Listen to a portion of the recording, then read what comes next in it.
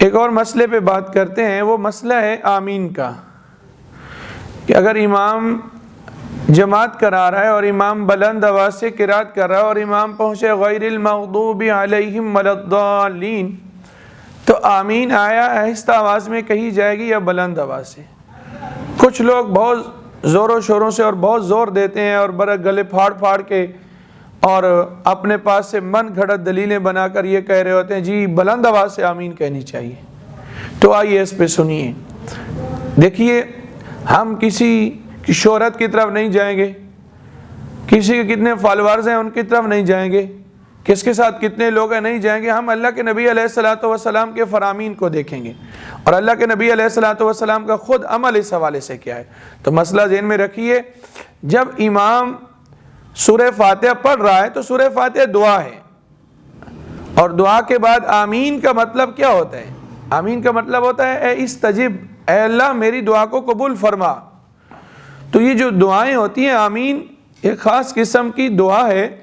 اور دعا جو ہوتی ہے وہ آہستہ آواز میں کہی جاتی ہے۔ آپ کہیں جی سورہ فاتحہ بھی دعا ہے تو وہ آہستہ آواز میں کیوں نہیں؟ تو بھائی اس پہ تو حدیث مبارک ہے، وہ قرات ہے، قرات کر رہے ہیں، اور اس حوالے سے اللہ کے نبی علیہ الصلوۃ والسلام کی حدیث مبارک موجود ہے کہ وہ تو بلند آواز سے کی جائے گی۔ باقی رہ گیا آمین، یہ دعا ہے، اور دعاؤں کے بارے میں یہی ہے، آپ قرآن مجید پڑھ کے دیکھیے، ادعوا ربکم تضرعا وخفیا یا اذ نادى ربہ نداء خفیا، دعا کے اندر یہی ہے کہ وہ آہستہ آواز میں ہی ہونی چاہیے، لہذا آمین کو بھی آہستہ آواز میں کہا جائے گا۔ آئیے میں آپ کو حدیث مبارک سناتا ہوں، اور سب احادیث کی کتب کے اندر یہ حدیث مبارک موجود ہے۔ آپ بخاری اٹھا کے دیکھ لیجئے، مسلم شریف اٹھا کے دیکھ لیجئے۔ حضرت سیدنا ابو ہریرہ رضی اللہ تعالیٰ عنہ اس کے راوی ہیں، فرماتے ہیں قال رسول اللہ صلی اللہ علیہ وسلم، نبی اکرم صلی اللہ علیہ وآلہ وسلم نے فرمایا اذا قال الامام غیر المغضوب علیہم ولا الضالین، جب امام غیر المغضوب علیہم ولا الضالین کہتا ہے فقولوا آمین، تو تم آمین کہو۔ اور اگلے جملوں پہ غور کی فرمایا فإنہ من وافق تامینہ تامین الملائکہ غفر لہ ما تقدم من ذنبہ، فرمایا جس کی آمین فرشتوں کی آمین کے ساتھ مل گئی، جس کی آمین فرشتوں جیسی آمین ہو گئی، اللہ اس کے گزشتہ گناہوں کو معاف فرما دیتا ہے۔ پہلی بات تو یہ ہے کہ آمین کی کتنی فضیلت ہے، ہمیں آمین کہنی چاہیے، اور دوسرا آہستہ آواز میں کہنی۔ کیوں؟ فرمایا گیا کہ جس کی آمین فرشتوں کی آمین کے ساتھ مل جائے۔ اب فرشتے بلند آواز سے آمین کہتے ہیں، کبھی کس نے سنی ہے کہ فرشتوں کی آواز آئی ہو؟ تو من کل الوجوہ ہماری آمین فرشتوں جیسی تبھی ہوگی، ایک تو ہم ولدالین کے بعد آمین کہیں، اور دوسرا یہ ہے کہ ہم آہستہ آواز میں کہیں۔ اور مزید ہے کہ آپ ترمذی شریف اٹھا کے دیکھیے، اس کے اندر تو میرے پیارے حبیب صلی اللہ تعالی علیہ وسلم کے آمین کہنے کا طریقہ بیان کیا گیا ہے۔ حضرت علقمہ بن وائل اپنے باپ سے روایت کرتے ہیں،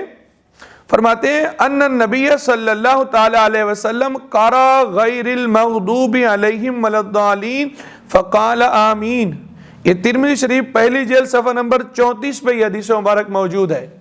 اور امام ترمذی رحمہ اللہ اس حدیث کی مبارک کے بعد یہ فرماتے ہیں ھذا حدیث صحیح، فرمایا یہ صحیح حدیث مبارک ہے۔ اور اس کا ترجمہ سنیے، فرماتے ہیں میں نے اللہ کے نبی علیہ الصلوۃ والسلام کو سنا،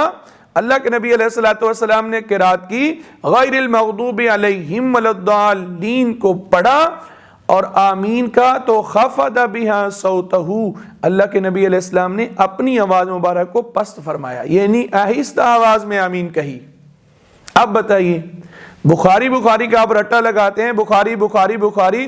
آپ مجھے بخاری شریف میں باب الگ ہے کہ باب باندھا گیا، اس کی بات نہیں کر رہا، آپ مجھے امام بخاری کی پوری بخاری کے اندر مجھے ایک حدیث دکھا دیں جس میں اللہ کے نبی علیہ السلام کا فرمان ہو، کسی کا قول نہیں۔ ہم بزرگوں کا بھی ادب کرتے ہیں، قول بھی مانتے ہیں، صحابہ کرام علیہم الرضوان کے اقوال بھی مانتے ہیں، لیکن یہ حدیث مبارک ہے، اور مجھے پوری بخاری کے اندر آپ ایک حدیث دکھا دیجئے کہ جس میں اللہ کے نبی علیہ الصلوۃ والسلام کا فرمان ہو کہ آمین بلند آواز کہنے کے، آپ کو کوئی حدیث نہیں ملے گی۔ اور ادھر امام ترمذی حدیث مبارک نقل کرتے ہیں، صحابی بیان کرنے والے ہیں اور اللہ کے نبی علیہ الصلوۃ والسلام کے عمل کو بیان کیا جا رہا ہے، اور امام ترمذی اس کے بعد یہ فرما رہے ہیں ھذا حدیث صحیح،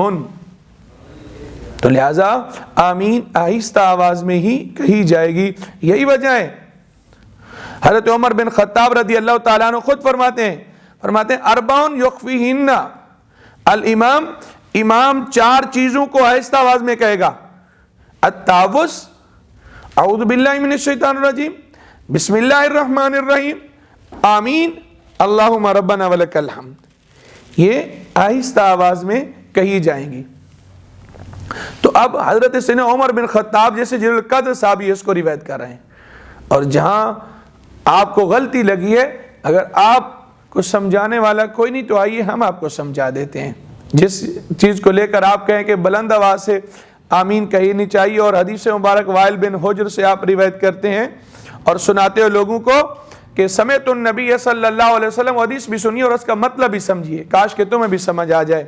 حضرت وائل بن حجر کہتے ہیں میں نے اللہ کے نبی علیہ الصلوۃ والسلام سے سنا قرأ غیر المغضوب علیہم ولا الضالین وقال آمین ومد بها صوتہ،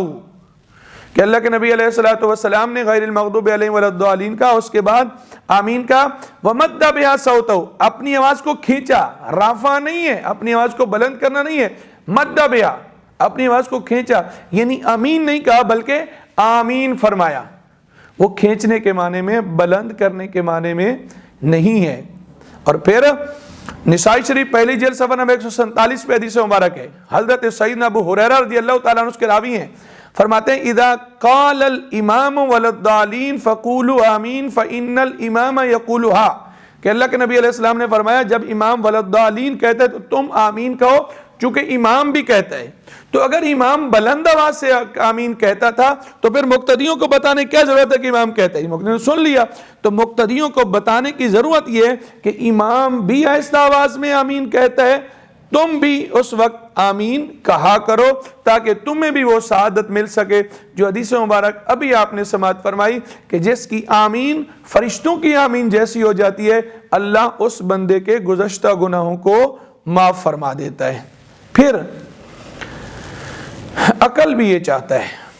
کہ آمین آہستہ آواز میں کہی جائے۔ دیکھیے قرات آپ کرتے ہیں بلند آواز سے، جاری نمازوں میں کرنی بھی چاہیے، واجب ہے۔ تو آمین جو ہے یہ کوئی قرآن نہیں ہے،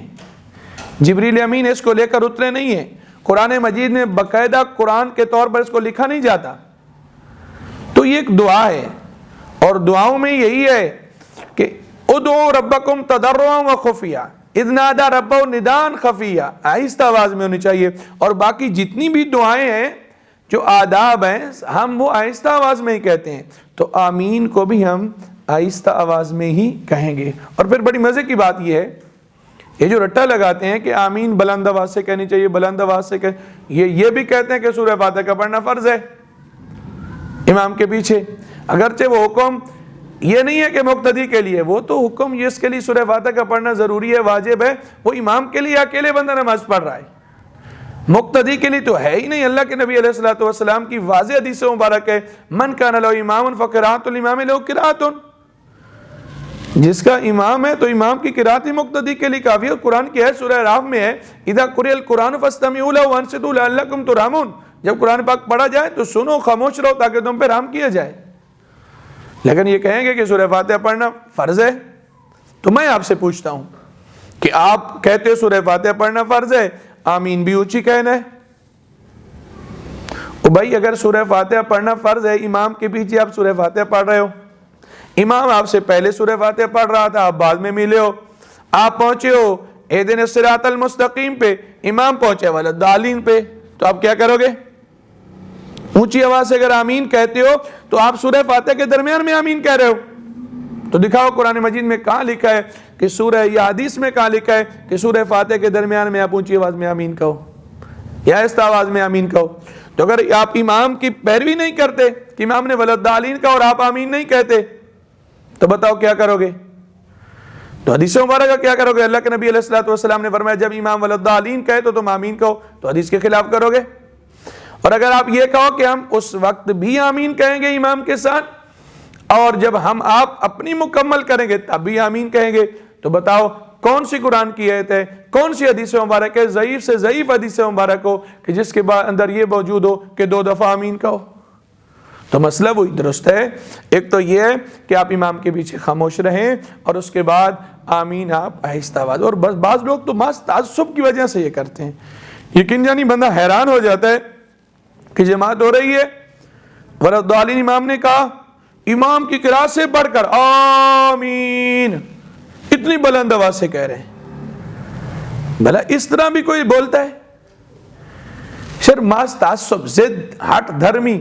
اللہ تعالی ہم سب کو صحیح مسائل سن کر اس پر عمل کی سعادت عطا فرمائے۔